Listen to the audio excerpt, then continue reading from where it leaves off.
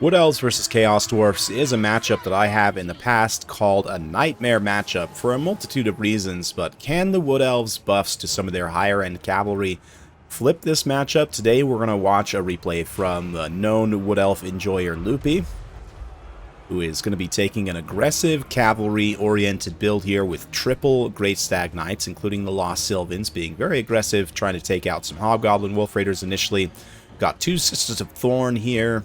They also received a significant buff in their model count, so their missile damage is pretty legit. 10 AP per shot, 20 base missile damage is a pretty considerable amount of DPS. They don't have a ton of ammunition. You know, they got the support spells as well. Okay stats. They're not the best hybrid cavalry in the world, but certainly are some. Eternal Guards with shields as well.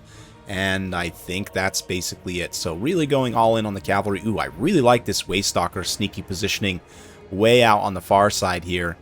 Trying to get in and cause some havoc in this backline area. Looking at the Chaos Dwarf build here, we've got a Sorcerer Prophet of Fire in the air. Double Hell Cannon. Very interesting choice. You don't see Hell Cannons a ton for the Chaos Dwarfs, but maybe it makes sense in this matchup. I'm not sure. Yeah, we've got some Hobgoblin Wolf Raiders scattered around. Looks like the Blazing Beards of Bazook. And another regular Chaos Dwarf Warrior. Lots of Laborers, even including Orc Laborers.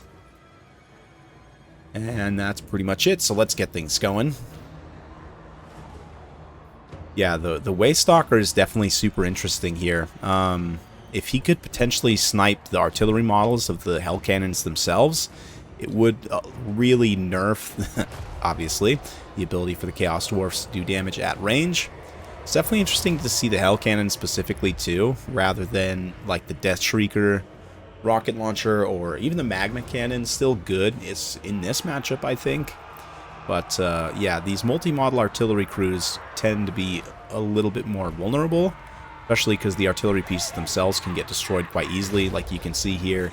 That this one's already quite low from the Waystalker kind of coming in and causing it some issues. Maybe we're going to see Soul Quench, perhaps, from Lore of High Magic. What I would probably consider to be one of the worst lores in the game. Still has some useful spells. Certainly that Soul Quench can come in and help contribute to eliminating Soul of Damnation. But the Lost Sylvan Knights have taken a lot of damage already, and they've mostly just been massacring, you know, low-tier troops. The magical damage of the Hell Cannons is really, really putting the hurt on them.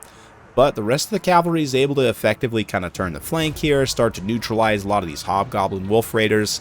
Might even get an avenue to perhaps charge in, but it looks like they're going to pull away from the Blazing Beards there. The Waystalker coming back within range was trying to avoid getting spotted there wisely.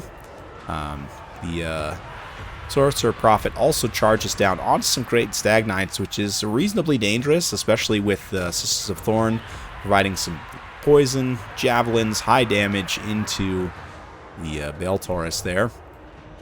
Let's see. Wood Elves have taken very significant damage on their army already, and the balance of power is starting to lean against them. But if we take a look at kind of the tactical situation here, I mean, the Hell Cannons are pretty close to being dealt with. Looks like the one Hell Cannon is actually completely destroyed in terms of its unit model there. The Spellweaver is dropping down now to shut down the other one. Make sure to knock its crew off. And meanwhile, the Sorcerer Prophet has just been taking damage from the Javelins of the Sisters and from the Stag Knights in melee. Speaking of the Sylvans, they are back from route, kind of protecting this backline a little bit. Not that there's much to protect, they're all spears, but you know what I mean. Stag Knights also chasing off Wolf Raiders there, so the Wood Elves might seem rough, but they've got a lot of their high-value stuff still intact, really only losing the Lost Sylvan Knights completely, and I mean, technically they're still hanging around with like 5 unit models left, but yeah, this is a little bit dangerous for the Spellweaver to be all caught up now in this blob. It looks like she's trying to force path her way out, and thankfully the Sorcerer Prophet is distracted fighting the Stag Knights, did not come over and dish pain onto the Spellweaver. It could have been absolutely disastrous if the Spellweaver went down there, but instead, so the Stag Knights are going to pay the price for it, and yeah, balance of power is starting to equalize a little bit as the Chaos Dwarfs army starts to take more and more damage. A lot of it is really just laborers at the end of the day. Like, if we take a look at impactful units, like, you got these 3, you know, Sorcerer Prophet, plus, I guess this one's done. Yeah, the one Hell Cannon's still online, but let's see with the Soul Quench It's able to shut it down. Ooh, looks like it did. Didn't do an explosion, but it gets all deflated and sad. Hell Cannon, and it's done. So there you go. 2 very high value units shut down already. At this point, it's really just a matter of dealing with the Sorcerer Prophet, making sure you have enough left in the tank to kill him off, and then, yeah, being able to screen out and just use up the rest of the ammunition on the Wolf Boys and the Wolf Raiders. Stag Knights coming for a collapse on the opposite side with some Eternal Guards also following up, so let's watch this. As the Stag Knights move in, gonna get hit by Loic's Blessing, making them unspottable, and with stock, and of course extra speed is the main thing so that they can actually catch the Wolf Riders. They do manage to get some very solid damage in, at least on a couple of unit models there. Yeah, it looks like, ooh, nasty fireball on the Spellweaver there. She's got additional weakness to fire, but the javelins of the sisters here, the Sorcerer Prophet's doing his best to just duck and dodge and try and get out of the way of those. Spellweaver is definitely in extreme danger right now, though. She unfortunately doesn't have an Apotheosis on herself to do any healing, but man, look at the Sorcerer Prophet as he flies over top of these Sisters of Thorn.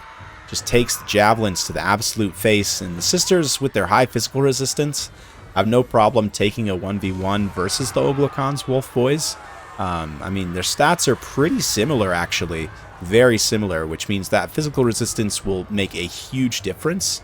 Oglokan's Wolf Boys, of course, do have more armor, so that kind of equalizes things out a little bit. Oof, that's not good. The Sorcerer Prophet just eats Spellweaver. That's going to cause some leadership issues, perhaps, for the Wood Elves, but Sisters of Thorn, Shield of Thorn's active, so they get a little bit more damage reflection. They're just going to pull away now, try and use their javelins to kite it out a little bit, and they could definitely finish off the Wolf Boys with their javelins, no problem. So, meanwhile, looking around the rest of the battlefield here, the Waystalker is still alive and critically can help support leadership in the late game. It's also, he's trying to come forward, it looks like, to maybe take some pot shots at the Sorcerer there. Of course, no surprise. But let's see. Yeah, it looks like the Wolf Riders definitely should have charged Sisters of Thorn there. Instead, they're going to peel, try and go after the Waystalker, but with their low HP and low leadership, they're not even really going to make contact, I don't think. Looks like a fireball moving in. Nice contact on the Waystalker. Wolf Raiders being chased away. And we still got these few random Eternal Guards just all around the field kind of scrapping as well. I think the Chaos Dwarf player might have even forgot that they're there. But a little breath attack in the side of one unit. Loopy's able to somewhat dodge that, not really take too much from it. It's definitely beneficial, but the Bale Taurus is going to come charge down in melee. That does leave the rest of the battlefield kind of in the hands of the Stag Knights and the Sisters, who are now able to kind of impose their will on the Wolf Raiders. Yeah, I see Oglokan's Wolf Boys moving in to try and help out these regular Hobgoblin Wolf Raiders, but the leadership is definitely going to look pretty tough. That also leaves the Sisters of Thorn unblocked to move in and throw their anti-large, or not even anti-large, but just decent AP javelins. Yeah, at this Bale Sorcerer here. So let's see, javelins coming in. Get some nice hits there, even as he does take off. That poison, of course, also quite impactful.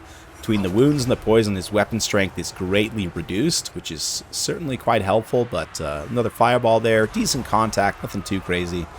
A burning head, it's mostly a swing and a miss, so there haven't been a lot of really impactful burning heads, mostly because Loopy hasn't really set himself up for that, but unfortunately did just eat a volley of grenades there on the Sisters of Thorn, which is pretty painful. Excuse me.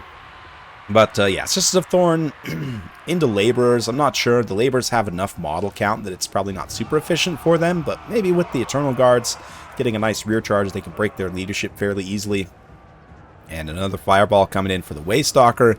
His leadership is definitely struggling as he kind of gets surrounded, but it's just Laborers and Cannon Crew, really. So if he can rout them off, I mean, obviously the Cannon Crews won't rout off. They're actually unbreakable, but they're really not much to look at in melee, so the Waystalker should be fine there as long as he can keep his leadership together. Meanwhile, the Beards of Bazook and Sorcerer Prophet here grinding down one of these Eternal Guards. Eternal Guards quit themselves quite well, but eventually do lose. So let's fast forward a little bit through this late game phase as the Wood Elves kind of clean up their side of the battlefield. Waystalker actually manages to rout the Sorcerer Prophet. Wow, with just a couple of shooting attacks there. He is out of ammunition now, though, so it's up to the melee prowess to get it done. He does move in and kind of distract them. Doesn't disallow them from throwing their grenades, but they don't get the best volley off as Loopy's able to somewhat dodge there. And then, yeah, Sisters of Thorn move away. They're going to use the last of their javelin volleys to throw into the back of these Chaos Dwarf Warriors. And suddenly, yeah, for the first time, the balance of power kind of shifts in the Wood Elves' favor. And there's no more support abilities left, of course. They've used all the Curse of On-Rares and Shield of Thorns. The Javelins, those Javelins do legit damage. And of course, once they're gone... Whoop, nope. Since the Dwarfs are countercharging, go ahead and feint out on that charge. Just let them take free hits, basically, from the Eternal Guards. One more volley of Javelins, and now we rear charge. And even though the Chaos Dwarfs are still going to countercharge, just means they don't get their bracing bonus. And with a very effective charge, Wood Elves are pretty much able to take the win. Just gotta kill this last Hell Cannon crew here. Last two Hell Cannon crews. Although it does allow an opportunity for the Oglacon's Wolf Boys to come back. They're not long for this world. Yeah, once they make contact with the Sisters of Thorn, that's gonna be it. So, maybe it wasn't... Yeah, it was Loopy. Okay, there you go. Very fun stuff. Super interesting build. And the Sisters, man, the Sisters carry some heavy value. 1,500 apiece. And this is kind of what I've been waiting for since the Sisters were buffed, was a game like this. Not a Wood Elves player much myself, so I didn't have a lot of opportunity to try it out for myself. But in the hands of a skilled player like Loopy here, man, those Sisters of Thorn are nasty. Big ups to the Waystalker as well. Super smart pick and smart play and positioning with him. You know, keeping him hidden for most of the battle and not allowing Alfredino to really punch back at him. I'm not sure. Alfredino is probably wondering like what exactly was happening. But yeah, Sorcerer Prophet, of course, always great. Not sure about the Hell Cannon pick. It's an interesting one. I think there are better options probably for Chaos Dwarfs here. Oglacon's Wolf Boys, of course, are fantastic, as are Beards of Bazook. The rest of the army, it's pretty good. I mean, a little bit of a mixed bag, but some units are certainly cost-effective, like 300 value on some laborers is awesome. Anyway, that's it for today. Hopefully you guys enjoyed. If you like this sort of content, be sure to like, subscribe, hit that bell notification button. Every time I upload a new video, you'll be notified. Thanks again. We'll see you next time.